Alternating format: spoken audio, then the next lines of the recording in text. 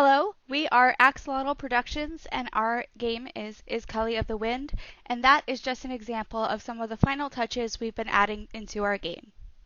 The month of June has been a month of transition for us. We've been getting the last bits of our game in, and we've started transitioning to our alpha processes. More than anything though, we've been responding to player feedback. As always, we have more animations for Izcalli. We added braking for our different forms of movement, forward, boosting, and drifting. We also added an animation that addresses something we've heard from a lot of our playtesters, which is wanting to be able to do tricks. This is something that we previously thought we wouldn't be able to have, but our animator proved us wrong and created this cool staff flip. As we started last month, we are continuing to convert Kitbash Blueprint assets into team-made art assets. This is going to help us to continue to reduce our number of draw calls, which will help our optimization. We needed some assets for functional pieces of our world as well. As I'm going to talk about later, we added a coin collecting mechanic. We've been using our axolotl feathered serpent icon, which we've replaced with this coin here. We also created art for our boost pads in our platforming section. In this last month, we decided to use crystals as our light sources, so we made our own. We wanted to make sure that they were cohesive with our aesthetic. We also needed to replace some pieces in our environment, like the brown blocks for our smashers, the brown blocks for our pendulums, and the shrines we use throughout the world. We've also added some new visual effects. We've been lacking player feedback in our game, so we added these two visual effects which indicate energy being absorbed on the left and released on the right. We also added this wind effect as player feedback for when the player is moving at max speed. Moving at max speed recharges the player's energy, and we wanted another way to indicate that to the player besides just the energy bar on the bottom. When the player is moving fast, it's hard to look away from the character to check the energy bar at that time. We also did some work on textures and materials. On the left is a tileable ground texture we created that allows for us to procedurally generate the texture based on a node setup. And on the right is an example of the work we've been doing with our terrain material. With this, we're creating custom grass, sand, tile, and cliffside materials with a height map auto blend, and it also has auto foliage with custom grass and plant models. We showed you this main menu mockup last month. We've worked with this and made it better. We've made a couple of art assets for this that match our aesthetic a little bit better, and then we brought those all together with lighting and particle effects to add some movement and life to our main menu backdrop. We've also finished up some stragglers in our set dressing. Our pendulum area has had big brown boxes for a while, but now those brown boxes are proper pendulums and smashers, and we also have a real floor now. Our platform area has had these orange block ramps for a while as well. Those orange ramps are now replaced with proper platforms that match the aesthetic of our game. We also showed you this new part of our level last month. Over the month of June, we finished that area up as well through set dressing. While all that was happening, our team was transitioning to using Kanban for Alpha. We told you last month that we'd be switching to Trello for Alpha. A point of feedback we received was that Trello may not be the right direction because it doesn't have a lot of functionality. That might be true if you take Trello at face value, but Trello has a lot of power-ups that really allow you to beef it up. We've employed a number of these. So first, since we're using Kanban, we have a power-up that allows us to set work in progress limits for the different columns. And then also communicating priority on our boards is important to us, so we also have a power-up that allows us to set priority for each card. We also have our Trello boards and Slack connected so that we can get updates when tasks are moved. This power-up can also be customized quite a bit. Not only do we have a channel for each board, but we also have a channel that's updated whenever a card is moved to a specific one of the columns in any of the 3 boards. We've also added some other more detailed power-ups like custom fields and bulk actions that help us tailor Trello to our needs even more. The custom fields has been particularly useful. Trello doesn't automatically set a start date when a card is created, so we were able to use the custom field along with Trello's butler to automatically set a start date when a card is created, and that's going to help us track our tasks a little bit more. So speaking of our transition to alpha, We've gotten to work on setting up our in-house QA testing, which will help us find both bugs and performance issues. We want to engage the whole team in this process, but we also want to make sure that our specific goals are being met. We're using Trello for this process as well. Each week we create 16 QA tasks like checking collision in the forest area or checking the slipstreams. Throughout the week, each member of the team chooses one of these tasks, spends an hour testing, and makes note of any issues on the Trello card. From there, those notes are curated and turned into tasks. Last month, we shared that we decided to cut a second island and received some feedback on that decision, and I wanted to take a moment to properly address that. A point of feedback was that these cuts potentially indicate a dip in team morale. Morale isn't an easy thing to measure, but the point of feedback was suggesting a correlation between work amount with morale, so we'll start there. We took a look at our team's time log data over the course of the project. This chart shows you our total hours logged for each week separated by month. Now, I'm sure you've already noticed that March looks pretty concerning, even though I would argue that that is when our team's morale was actually low. That dip is actually due to us not requiring time being logged while the team was working on their passion projects during the month of March. This chart shows our weekly average for each month. You'll note that excluding March, we've actually seen a pretty consistent increase in our weekly average from month to month, and that May was actually slightly higher than average for us. The decision to cut the second island was based on the fact that in the month of April, when the majority of our level design progress was made, our level builders were logging 20% more hours than was expected of them. So when it comes down to it, the problem wasn't morale, it's that our estimates were inaccurate. But that is something that we've been addressing. In April, our estimates were not very accurate. We considered accurate tasks to be those for which actual time logged was less than 15% off from the estimate. In April, only 20% of our tasks were correct. More than half were overestimated. When tasks were overestimated, they were an average of 46% higher than the actual time spent on that task.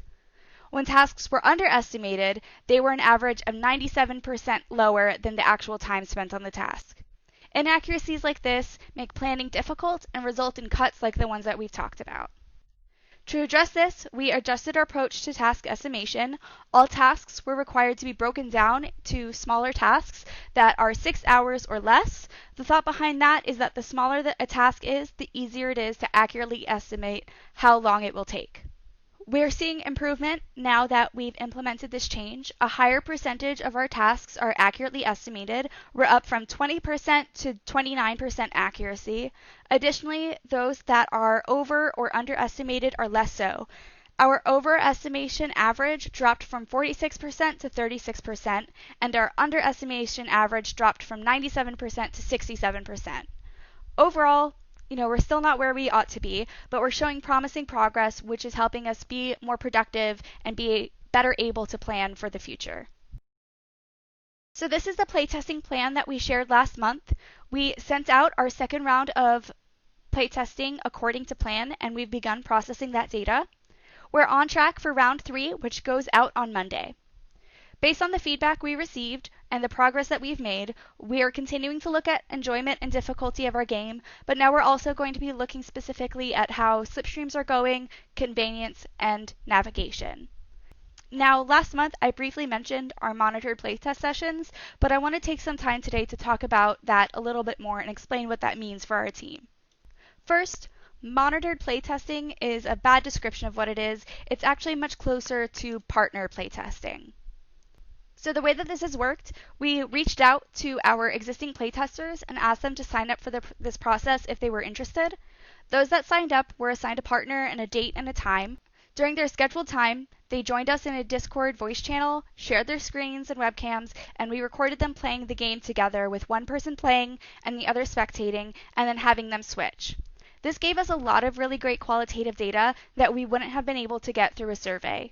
We were able to see how players interacted when playing the game, and we got information from this that we wouldn't have otherwise gotten from a direct conversation with them or even through our survey. For instance, we found that playtesters didn't understand some of our mechanics. Jump is tricky. Coin, but I made it. Yeah, I mean... Whoa. Maybe? Nice. I still don't know what like draining the slipstream or giving it more energy does. We found out which areas were giving our players difficulty. That same spot too. Sharp turns. Because the slipstream is so fast, the turns just are killer. And we learned that a new feature was having the desired effect. So I'm gonna have to like come back through here and start going for coins. Yeah. We also got similar information from our playtesting with faculty. With faculty, we found out which parts were particularly difficult.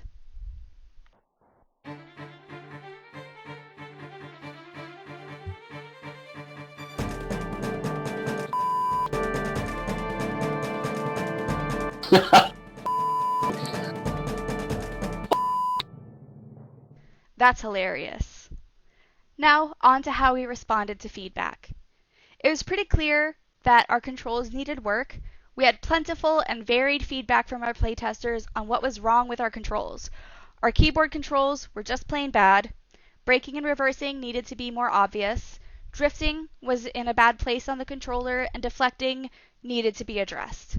On top of the qualitative data that we have from our playtesters, we also have input log data that actually tells us how much players were using the different skills. We made adjustments based on this information. First, we decided to eliminate keyboard controls altogether. The time necessary to make our keyboard controls work with our game just wasn't worth the benefit of having keyboard controls for a game that's ultimately meant for the controller. We made the brake reverse more clear to the player, and then we switched the drifting from the right bumper to the left bumper, since players often wanted to accelerate and drift at the same time, and accelerate is on the right trigger. We also decided to cut the deflect feature. As you can see in our input log data, deflecting was used way less than any of our other features. Making it work for our control scheme required more effort than was reasonable, considering how little the feature was actually used by players. A significant majority of our playtesters felt lost at some point while playing. Our solution was to provide players with a map. We have two maps. The first is a mini-map. Our mini-map can be toggled on and off, and it lives in the bottom right-hand corner of the screen.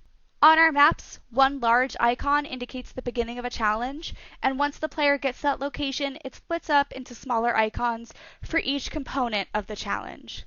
We also have a full world map that's revealed as the player explores the world. The icons on the map work in the same way as the mini-map, and there are two levels to our map to account for the slipstreams and upper level that are above the main island, and those two levels are revealed independently of each other depending on what level the player is in.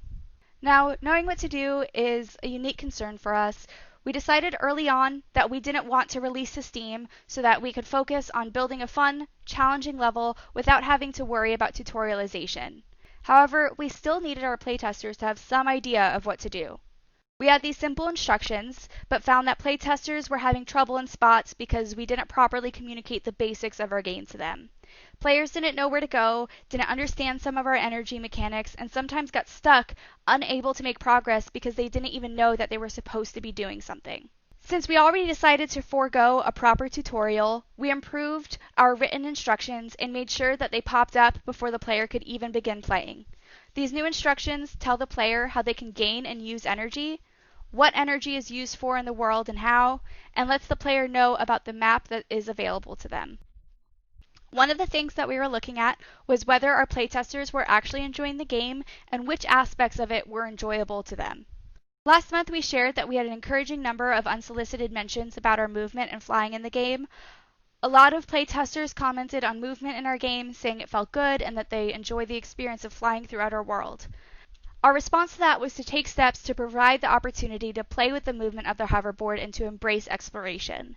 We did that by adding ramps to our game. We basically turned our courtyard into a little skate park to play with the movement of our hoverboard. We embrace exploration by adding a coin collecting feature. This encourages the player to explore the world and to play with movement. And with that, we're going to transition to our gameplay demo.